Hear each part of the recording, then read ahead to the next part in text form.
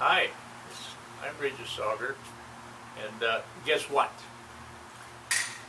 I want to talk to you today about something that happens to about 85% of you folks out there. It's when a collection agency calls you and they harass you on the phone.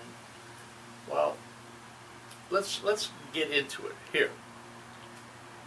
Let's just say that I showed up at your house on Friday, payday, and I said, Charlie, I want $400. You'd throw me off the porch. Well, those days are gone forever.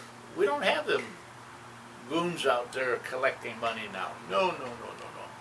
I'm going to get my $400 much easier. I won't even need a gun. Boom. I won't need to hit you over the head.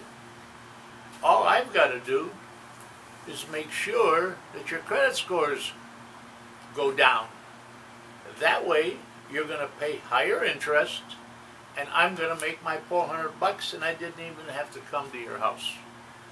Now, when these collection agencies call you, okay, as long as they are collectors, they are subject to the Fair Debt Collection Practices Act.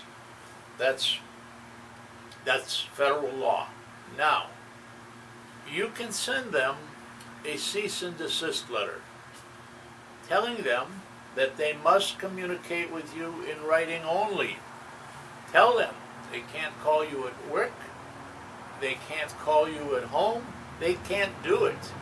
Now, once you send them a cease and desist letter and they still bother you, write it down. Write it down on a sheet of paper, on a grocery bag, I don't care. Write it down. It's a record that they broke the law. And every time they do it, it's a $1,000 violation. Now, once you send them that cease and desist letter, then they have to communicate with you in writing. Here's where the fun starts. Sometimes, some of these big collection agencies, like Midland Funding and some of the others, they will hire a local lawyer and they will sue you. And let's say it's a collection for a credit card of $7,000. Now, you've got a choice. First of all, you have to go back to that very first time that they sent you a letter. And you have to get them to validate the debt. That means prove that what they claim you owe is accurate. But let's assume that, let's just fast forward and say that now you're served by the sheriff and you got to show up in court. You got two choices, Charlie. Show up and look, because what it is they're going to put you in a room with a disinterested third party, and they're going to try to mediate and get you guys to agree. Well, if you say, I don't believe the amount claimed as owed is accurate, they have to prove it. Now, if it's gone that far, be prepared to make a settlement, and in our program, we have sample settlement letters. Now, once it's gone that far, it's very difficult to hide from it, because if you don't show up in court, guess what? As sure as I'm standing here, guess what? If you don't show up in court, they will get a default judgment, and then they will proceed to get a court order to garnish your wages or seize your assets. How's that feel, Charlie?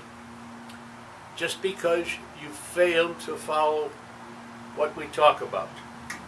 Now, go to my website, ourcreditprofessor.com. Just go to it, and there's a lot of good stuff in there. Believe me, you can find out all about this. You can find out all about this because I've been helping people just like you. Just like you. I've been helping people with the same problem for over 25 years. I've got a little girl here in Florida that we recently helped her, and they couldn't, the collection agency had violated the law, and they couldn't prove, they didn't have the proof that she owed that kind of money. Now she did owe something, granted, but because they couldn't prove it, it got kicked out of court. So there's always, always, always a solution. So I want to thank you for allowing me into your house, and I'll see you the next time they can trap me into doing one of these videos, okay?